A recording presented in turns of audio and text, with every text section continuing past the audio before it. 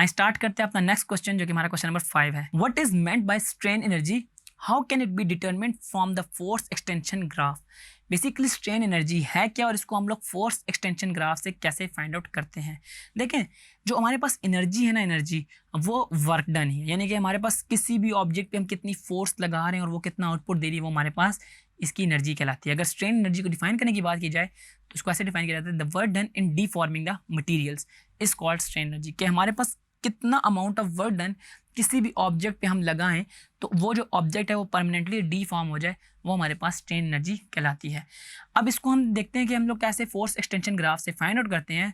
तो आपके सामने स्क्रीन पे एक ग्राफ आ रहा है जिसमें आप देखें कि हमारे पास जो इसका वाई एक्सिस है उस पर फोर्स, जबकि हमारे पास एक्स एक्सिस पे एक्सटेंशन को बताया गया है।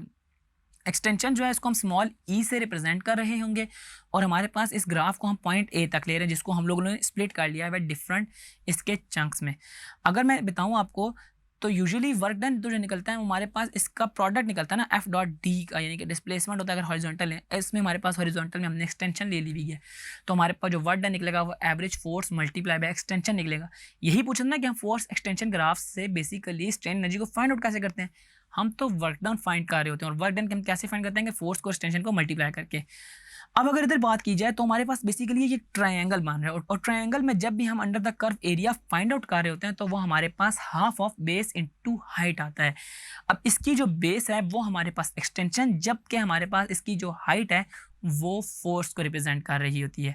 तो इसी वजह से मैं जब एक्सटेंशन और फोर्स की वैल्यू पुट इन करता हूँ तो मेरे पास वर्क डन यानी कि स्ट्रेन एनर्जी फाइंड आउट कर लेता हूँ। और आप देखें एट द एंड हमने स्ट्रेन एनर्जी में फोर्स और ई को पुट करके इनका formula strain energy is equal to half of F cross E find out कर लिया।